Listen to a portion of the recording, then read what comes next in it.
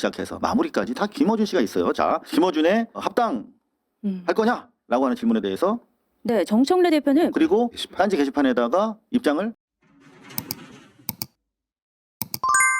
이게 착각하는 게 조국 혁신당과 조국을 지지하지 않는 사람이 더 다수입니다. 지금 냉정하게 얘기해서 그 당시 사면 당시에도.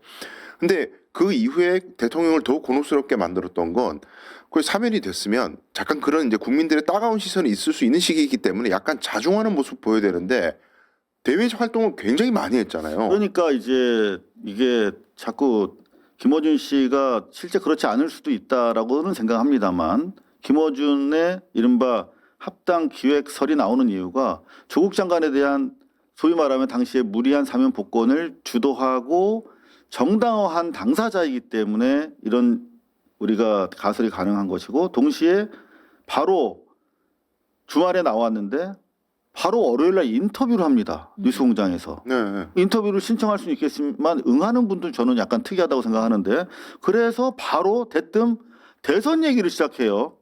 그러니까 대선 얘기를 묻는다는 거는 제가 맞습니다. 뭐 못생긴 뭐 제 여동생한테 너 미스 코리아 언제 나갈래 이런 질문 안 할 거 아니에요. 왜냐하면 이재명 정부가 들어선 지 그 당시 아마 100일 조금 넘었던 시점인 걸로 알고 있어요. 100일도 안 됐을 때로 알고 있거든요. 그렇죠. 6월에 취임해서 8월이면은 한 80일 정도 됐을 때죠. 도의적으로도 네. 지금 달려나갈 인수위도 없이 출범한 정말로 바쁜 그 정부는 돌아가고 있는데 그 후 정권에 대한 논의를 하는 건 마음이 상하는 일일 것 같아요. 정권 재창출, 그러니까 후임자 얘기를 벌써 하고 있는 거 아닙니까? 당시의 인터뷰 내용 한번 보시죠. 이게 과연 타당한가? 몰랐기 때문에 뭐 지기현 부장판사가 희한한 계산법으로 뭐 석방을 시키지를 않나 또 대법원이 막 개입하지 않습니까? 그때부터는 몰랐기 때문에 뭐 지기현 부장판사가 자, 요걸로 직접 해당 부분만 한번 들어보시겠습니다. 부담 주는 게 제 일입니다. 요게 이렇게 사면되고 그다음 월요일이에요, 월요일. 오면 대권에 도전합니까? 기회가 온다면 내년 6월도 선거판 때 이 30년을 얘기하는 건 너무 이제 먼 얘기고요. 지금 저는 그런 생각합니다. 정치인으로서 조국의 자질, 능력, 경험들을 쌓아갈 시간이다. 그렇게 말씀드려야 될 것 같고 뭐 대선 도전 이런 말을 지금 얘기하는 건 너무 또 역시 좀 건방지고 그런 것 이게 사면 복권이라는 것이 그 법적인 잘못이 없다는 것이 아니라 그걸 여러 가지 이제 이유로 대통령이 대통령 고유의 권한 가지고 풀어준 거란 말이야. 그러면 자숙하는 게 기본인데 저기서 저렇게 농담들 하면서 대선을 이야기한다라고 하는 것들이 여러분들은 이게 합당한지 모르겠습니다만 김어준 씨의 생각으로라면 이게 지금 대단히 용의주도하게 뭔가 이렇게 판을 짜서 아주 그냥 속도전으로 밀어붙이는 계획이 없다면 이럴 수 있겠는가 하는 우리가 의심을 해보는 것이죠. 아니 그러니까 기회가 주어진다면 그 역시 제가 지금 했던 말로 가름하겠습니다. 자꾸 우리 공장장께서 저를 드립을 하시는 것 같아요. 지금은 말할 수가 없다. 예예. 지금 당장은 조국혁신당을 추스리고 조직을 강화하고 이게 제일 먼저죠. 그러고 난 뒤에 제가 책임 있는 자리에 가서 또 책임 있는 발언을 해야 되지 않겠습니까? 지금 댓글로 부담 주지 말라고 자꾸 문자가 올라오는데 부담 주는 게 제 일입니다.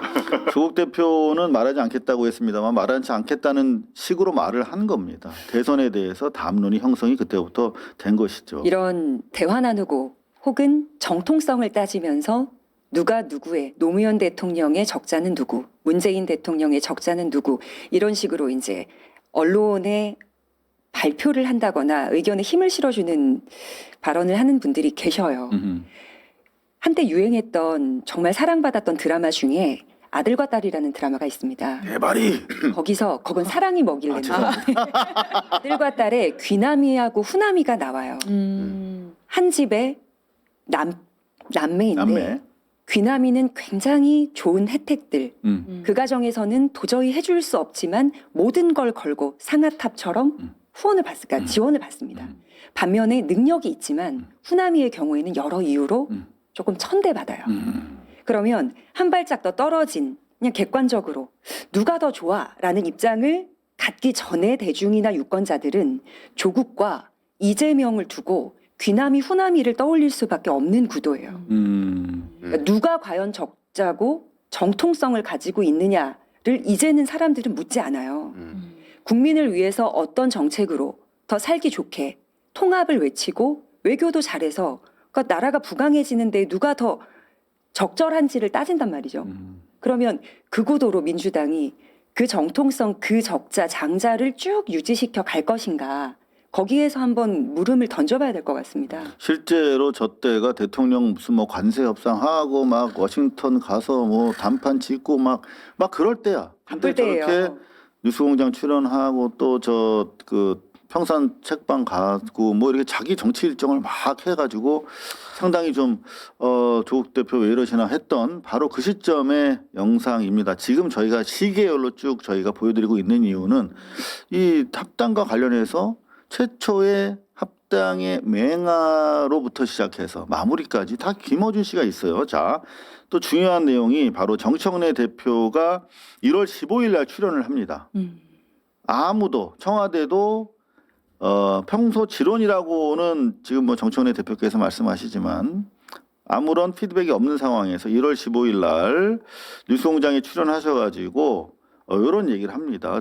김어준의 합당 할 거냐라고 하는 질문에 대해서 네, 정청래 대표는 민주당과 조국혁신당은 한 뿌리에서 나온 형제당 정당이다라며 지방선거에서 승리하기 위한 가장 강력한 단일 대우를 만드는 것이 당원들의 뜻이라고 답하며 합당을 합당 의사를 시사했죠. 자, 그러면 지금 보시면은 15일 날 합당의 뜻을 시사하고 바로 1월 22일 날 그러니까 일주일 뒤에 네. 공식 제안을 하죠. 그리고 다시 뉴스공장 게시판, 딴지 게시판. 딴지 게시판에다가 입장을 올리셨다는 거죠. 네네네네. 그게 언제죠? 날짜는 저도 정확하게 모르겠는데 합당 제안 직후입니까? 예, 아마 그 이후에 글을 쓰신 걸로 알고 있습니다. 예. 그 공간적으로 모든 것들이 지금 김어준 씨의 범주 내에서 이루어졌고 최종적인 김어준 씨의 또 평가가 바로 또 이어집니다. 정청래 대표가 한 게 맞는 방식이라고 생각해요. 아무리 지향하는 가치가 일치한다고 해도 선거 국면에서 정당은 그 조직은 딱 한정된 의석을 두고 구성원들이 경쟁자 관계가 될 수밖에 없어요. 네. 뭐 국회의원도, 시장도, 도지사도, 구청장도, 구의원도, 시의원도 다 마찬가지예요. 그래서 선거 국면에서 당대당 통합은 조직 구성원 모두가 정도로 달라도 매우 첨예한 이해 당사자가 됩니다. 그런데 아래로부터 중지를 모으라고 하면 이해 당사자들의 물러설 수 없는 전쟁이 되기 십상이다. 합의 안 돼요. 진도가 안 나갑니다. 이런 건. 물론 이제 대형 선거 전에 당대표가 지금 김어준 씨의 전제가 되는 주장이 있어요.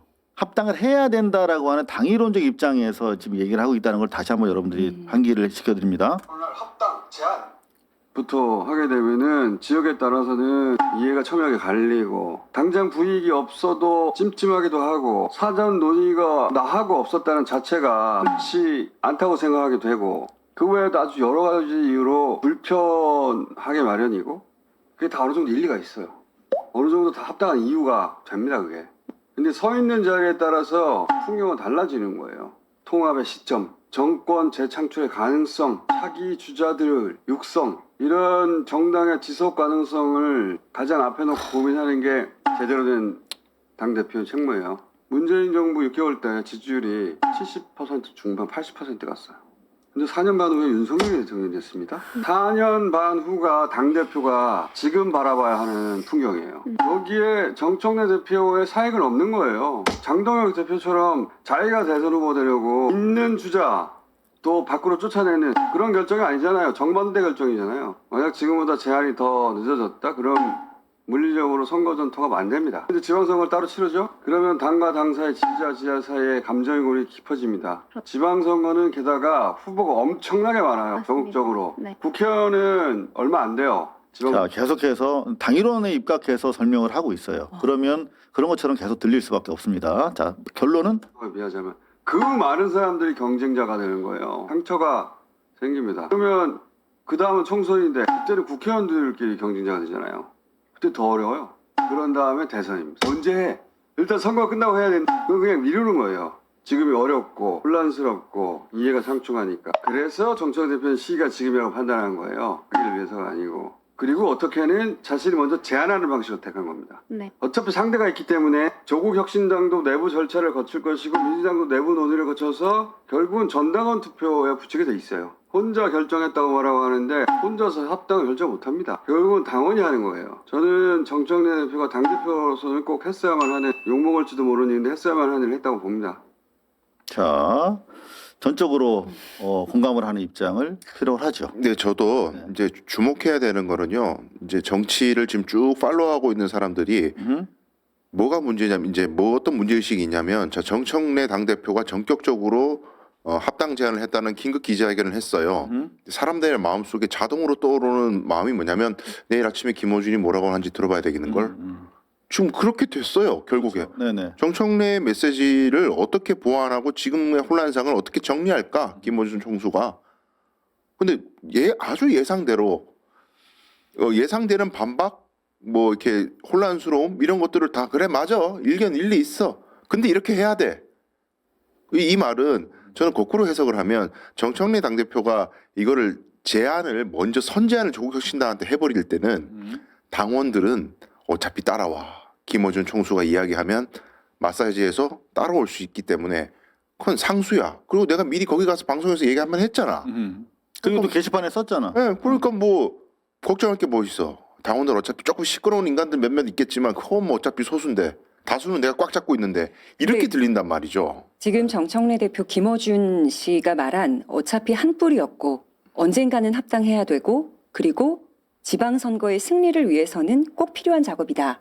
이 말이 전제가 되어 있기 때문에 나올 수 있는 주장이라고 생각을 그렇죠. 하거든요. 그러니까 전제 하에서 지금 이야기를 하는 거예요. 근데 문제는 조국 대표가 창당을 하면서 네. 100년 정당을 만들 것이며 한 번도 민주당이랑의 합당 가능성은 없습니까? 라는 질문이 빠졌던 기자회견은 없었던 걸로 알고 있습니다. 근데 창당 후에도 그리고 8.15 사면 받고 나온 후에도 우리는 합당은 없다. 독자적으로 간다. 만약에 합당이 있다 하더라도 최근 마지막 인터뷰였던 것 같은데 지선 전에는 없다. 라는 인터뷰를 했습니다. 그러면 이걸 당원들한테 이해시킬 만한 명분이 있어야 돼요. 왜 나의 입장이 바뀌게 되었는지. 그렇죠. 지금 후보자 뭐 자격 심사 중인 걸로 알고 있는데 조국혁신당도 지역 위원장들 그리고 공천받기를 원해서 이제 자기 이력 낸 분들도 많아요. 진행되고 있는 중에 이 입장이 나와버리면 어떻게 해야 될지 혼란스러워지고. 그런데 지금 스케줄이 오늘 오전에 보면 뭐 최고위에서 조국 대표한테 일임하는 걸로 이렇게 얘기가 되고 있다라고 그렇죠. 하는데. 그러니까 그죠? 뉴스 보니까 당무위에서 47명이 전체 인원수인데 그중에 32명이 참석을 했고 재석을 했고 그리고 압도적으로 조국 대표에게 모든 일임한 결정권을 맡기기로 한다라는 걸로 결론이 난 걸로 알고 있어요. 그러면은 뭐 추가적인 절차는 없나요? 뭐 전 당원 투표라든가 그런 거? 지금 나오는 이야기는 그걸로 마무리된 것 같습니다. 전당원 대회를 열어야 했다면 아마 그걸 브리핑에서 얘기했을 텐데 그건 없었고. 자, 어찌 됐든 간에 뭐 조국 대표에 대한 지도적 구심이 워낙 강한 정당이니까 당무위까지 그 권한을 조국 대표한테 넘겼다면 조국 대표 뜻대로 갈 가능성이 높은데 조국 그렇죠. 대표의 뜻은 제 생각에는 최고위가 거리되었을 때 최고위원을 당무위에서 뽑았던 적들도 몇 번 있습니다. 간선으로. 그래요? 예, 그러면 이건 결정됐다고 봐야죠. 그래야 되겠네. 그러면 관건이 조국혁신당이 합당을 하더라도 조국혁신당의 DNA를 지켜야 된다 뭐 그런 메시지를 냈잖아요. 조국 대표 스스로가 밝혔죠. 예, 그 솔직히 저 그거 보고 좀 웃었는데 무슨 DNA가 남아 있나 지금 조국혁신당에 대변인님 계셔서 말씀하기가 좀 조심스럽지만 이미 그 뭐 중도 좌파니 뭐 그런 어떤 새로운 뭐 굉장히 혁신적이고 진보적인 지향을 하는 정당이라는 색깔은 잃었어요. 그 지향점은 대중들에게 공감을 상실했어요. 근데 지금 와가지고는 그런 뭐 우리가 합당은 되더라도 좀 그런 DNA를 살려야 돼. 근데 그 말은 저에게는 어떻게 들렸냐면 지분 내놔. 합당은 하는데 나 싸지 않아. 나 가격 제대로 매겨야 돼. 우리 DNA 있어. 네, 거야. 나 그렇게 쉽게 그거 흡수되지 그렇게- 않아. 네네. 뭐 내놔야 돼. 그렇게 들리는 거예요. 예를 들어서 모든 그 지방선거에 어떤 것도 다 경선이고 뭐 주는 거 없다 공천 그냥 다 민주당 경선하세요 그랬을 때 살아남을 수 있는 사람 있어요 조국혁신당에? 경쟁력 있는 사람. 없잖아요. 그러니까 제도적으로 보장해줘야지. 그럼. 그렇죠. 그럴 거 합당을 왜 흡수를 왜 해요? 조국혁신당 당직자들 자리 다 잃어버리고 그 지금 열심히 선거 준비하는 사람들을 사실상 그냥 선거 포기시키는 건데 왜 해요 그런 합당을? 근데 그거를 승낙한다는 건 어느 정도 그런 거에 대해서 물밑 작업들이 있었다는 것이고. 근데 당원들은 무슨 물밑 작업이 있는지 그야말로 물밑이니까 아무도 몰라. 근데 이런 거 다 빼고 합당을 찬성하십니까? 반대하십니까? 찬성이 다수네. 그럼 합시다. 이런 식으로 논의를 단순화시키면 안 돼요. 지금 그렇게 가고 있다니까요. 근데 민주당 의원분들 중에 일각에는 그 취재원으로서 기자분들한테 이렇게 얘기를 하신대요. 지금 조국혁신당이 가장 쌀 때다. 가장 쌀 때이기 때문에 만약에 흡수를 하거나 혹은 합당을 하더라도 지금 시기가 가장 좋다. 근데 물건 구매로 그 표현에 빌어서 평가를 하자면 나한테 진짜 필요한 물건일 때는 굉장히 좋은 기회예요. 살 때 싸다면. 근데 가격이 그냥 싸서 꼭 필요한지는 모르겠는데 구매를 한다. 그럼 막 집에다가 쓸데없는 거 막 쟁여놓게 되는 거예요. 그러면 어떤 결과가 나중에 나타나게 되냐. 그 물건을 버릴 때에도 심리적 고민이 필요하고 또 품이 들고 비용도 듭니다. 버리지 않겠다라는 판단이 내려진 후에는 집에서 공간을 차지하는 소위 예쁜 쓰레기가 돼요. 자, 실제로 지금 제가 청와대를 출입하면서 취재를 해보면 이 논의가 이제 우상호 전 수석이죠. 그분이 그 다음날 인터뷰를 한 게 있는데 11월경부터 물밑에서 뭐 이야기가 있었던 건 사실이다. 이런 식으로 조금 이제 보완해서 얘기를 하게 되는데 관련해서 보면 당시에는 조국혁신당이 통합 뭐 이런 이야기 나와도 아주 그냥 정색을 하면서 강한 거부감을 표시했다는 거예요. 네. 자, 정청래 대표도 그렇게 호의적이지 않았다라고 알려져 있는데 왜 그럼 지금 와서 말씀하셨던 것처럼 조국 대표는 그 전날 정청래 대표랑 만나서 얘기를 했는데 긍정적인 신호를 보냈으니까 정청래 대표가 다음날 합당 기자회견했겠죠. 제안을 하지 않았겠습니까? 왜 긍정적으로 마음이 돌아섰을까요? 관련해서 저는 의문이 드는 게 우리 김어준 씨가 전제를 두 가지를 하고 있어요. 정청래가 잘했다라고 하는 이유가 하나는 통합을 하긴 해야 되는데 꼭 해야 되는데 지금 아니면 어렵다라고 하는 당이론적 입장. 다른 하나는 정청래는 개인적으로 이득 보는 게 없다. 그럼에도 선당 후사한 거다. 뭐 이런 두 가지 논리 가지고 잘했다라고 지금 하고 있는데 저는 그렇게 생각하지 않거든요. 정치인이 어떻게 자기 이해와 반하는 권력욕이 있는 사람들인데 뭐 이런 결정을 했을까? 조국 대표나 정청래 대표, 특히 조국 대표 측에서 왜 응하는 취지의 답변을 그 전날 했을까? 실익이 없으면 그런 결정을 할 수 없죠. 근데 그 실익이 조국혁신당이 지지세가 워낙 안 나오고 지금 뭐 강미정 대변인도 계시지만 그 성추문 사태에 대해서 대응을 미온적으로 하면서 지도력도 드러내지 못했고 그러니까 자기도 안 뜨고 당도 안 뜨고 그래서 어차피 어렵겠다라고 해서 이렇게 DNA 운운하면서 자기 정치적 지분을 요구하는 그런 상황이다 이렇게 보시나요? 그러니까 제가 개인적으로 제 입장을 말씀을 드리면 지금 가해자로 지목됐고 혹은 2차 가해로 징계를 기다리고 있는 사람들이 저를 고소했거든요. 그럼 제가 거기에서 무혐의를 받고 나서의 과정이 되겠지만 그분들 그 인물들에 대해서 뭐 무고나 다른 소송을 가하게 될 계획을 가지고 있어요. 그러면 합당이 되고 나서 조국혁신당이라는 이름이 사라지고 민주당 당적을 갖고 당직자였으니까 중앙정치에서 또 당직을 민주당에서 맡게 되겠죠. 그럼 저는 민주당이랑 민주당 싸워야 당직자를 고소해야 되는 무고로 해야 되는 상황이 옵니다. 그럼 굉장히 혼란스러울 것 같아요. 그리고 이건 또 저의 개인적인 입장이지만 해결하지 못한 짐들을 가지고 큰 바다인 민주당 뒤로 숨는 것 같다는 비겁함을 느낍니다. 이 문제에 한해서는. 네. 강 대변인님 입장에서 그렇게도 보실 수가 있겠네요. 그렇죠. 네. 그리고 우리가 이제 지금 핵심적으로 짚어야 될 게 그냥 간단하게 요약하면 전당대회가 8월에 없다면 이렇게 할 거예요? 저는 그렇게 질문하고 싶어요. 만약에 정청래 대표께서 오늘 이 자리에 앞에 계신다면. 1인 1표제도 그렇고. 네. 네. 아니 선거 전에 합당을 하려면 지금밖에 없다. 그게 김어준 총수님의 이제 말씀인데 네. 저는 그게 자꾸 전당대회가 8월인데 전당대회 때 조국혁신당 당원들이 표를 행사하려면 지금 합당해야 한다로 들릴 여지가 있다고 생각합니다. 네. 다르게 해석하면. 그렇죠. 이제 당원 당규 보면 민주당은 6차례 정도 이제 당비를 납부한 권리당원이 표를 행사할 수 있기 때문에 전당대회에서 그럼 시기상으로는 그게 또 의혹을 갖게 되는 부분이죠. 그러니까 이제 저의 해석이 과한 해석일 수도 있는데 네. 근데 이제 이거는 솔직히 말씀드리면 정청래 대표가 자초하는 거예요. 절차를 이례적으로 하잖아요. 모든 정치 문법에 절차를 이례적으로 하고 저 왜 저러지? 왜 이렇게 무리하게 하지? 이건 다 개인적인 동기가 있어요. 정상적인 명분이 있으면 정상적인 절차를 거칩니다. 그러겠죠. 네. 뭔가 말 못할 이유가 있으니까 말 못할 이상한 방식으로 전개가 될 경우가 많은 그렇죠. 거죠. 그래서 지금 실질적으로 최고위원들 중에 이현주 최고, 뭐 강덕구 최고, 뭐 이런 분들이 막 화를 내고 당원들이 문자 집단적으로 보내는 것이 평소에 정청래 대표가 자기 정치한다 이런 거에 대한 비판 없이 이제 조용히 있다가 갑자기 확 올라온 게 아니라 누적돼 있는 스트레스가 계속 있었잖아요. 그런 후가로 나타나는 현상이란 말이죠. 이게 뭐 한두 번이 아니다 얘기하잖아요. 박홍근 의원도.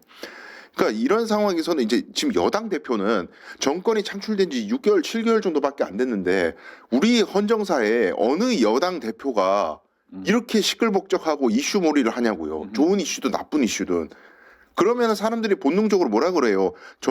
대통령을 돕기보다는 자기 성장을 위한 자기 정치에 더 골몰하는구나. 혹은 내부 투쟁에 더 골몰하는구나. 비주류다 보니까 그러는구나. 이런 인상을 가질 수밖에 없어요. 근데 여당 대표로서 더 성공하고 자기 정치적 역량을 더 넓히고 진짜 지도자로 성장하고 싶으면은 이런 분란을 최소화해야 성장하는 거예요.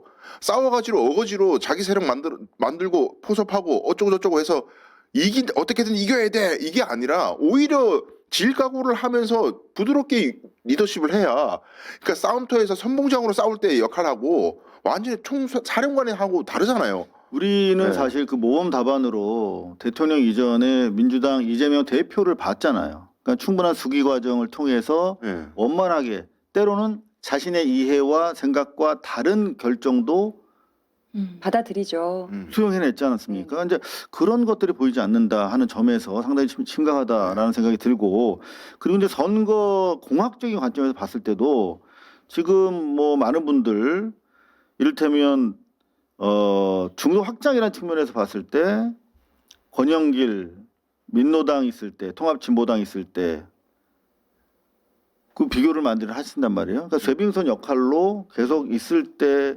민주당이 더 중도 확장력이 있을 수 있다 하는 측면에서 선거에도 도움이 안 된다는 말씀 많이 하시는 분도 계시고 그런가 하면은 이번 선거의 의미가 30년 만에 그야말로 30년 맞는 지선에다가 5극 3특이 전국 지방에 네.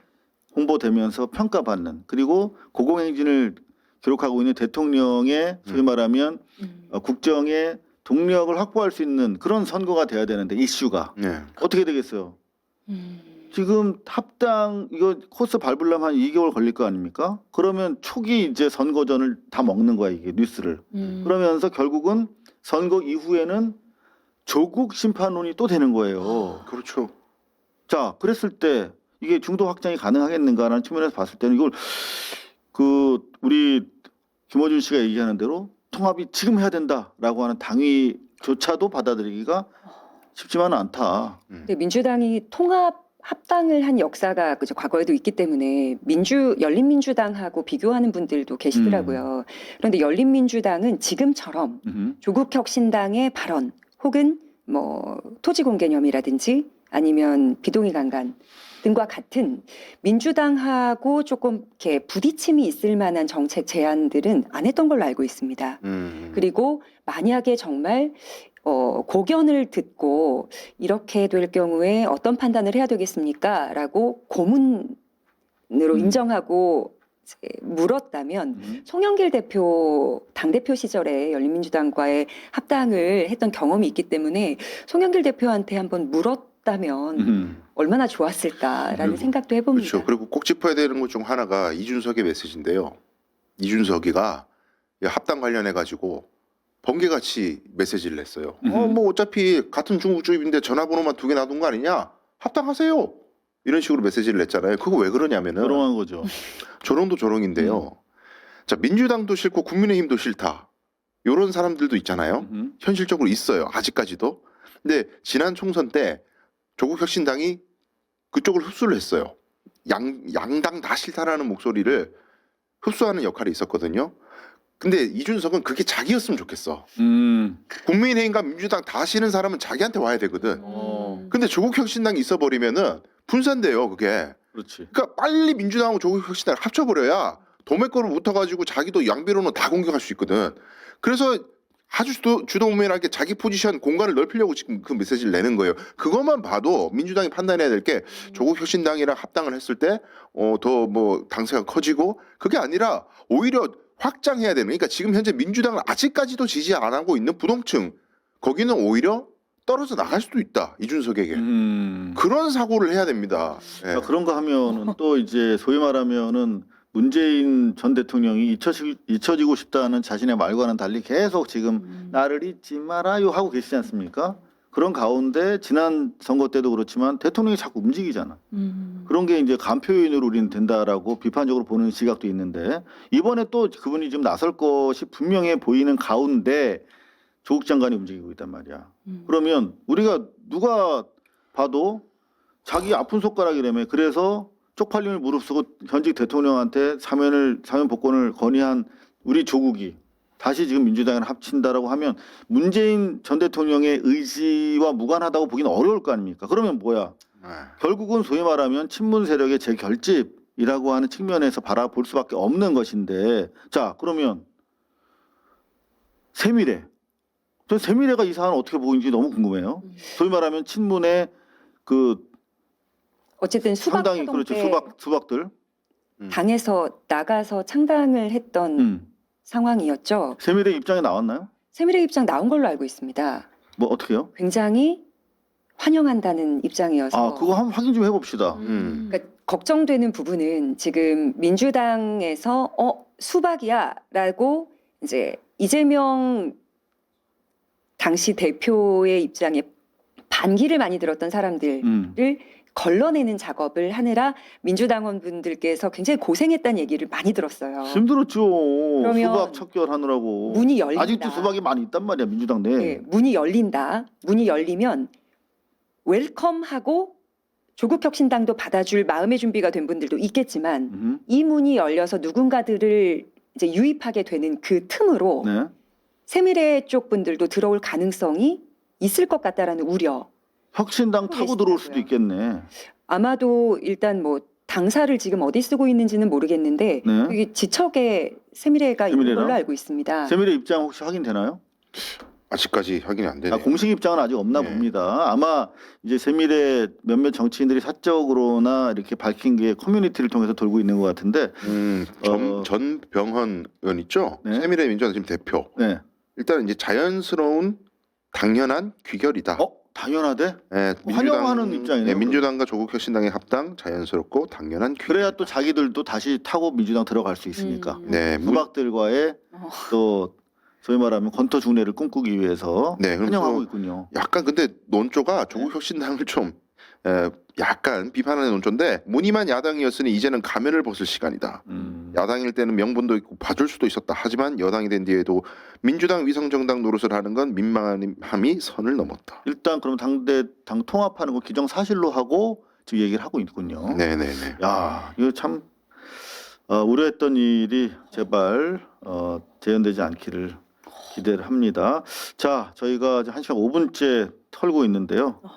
청와대 뉴스가 오늘 엄청나게 많았는데 하나도 전달을 못 해드렸습니다. 이게 바로 문제란 얘기예요. 지금 다 가르치- 청와대가 안 보입니다. 네.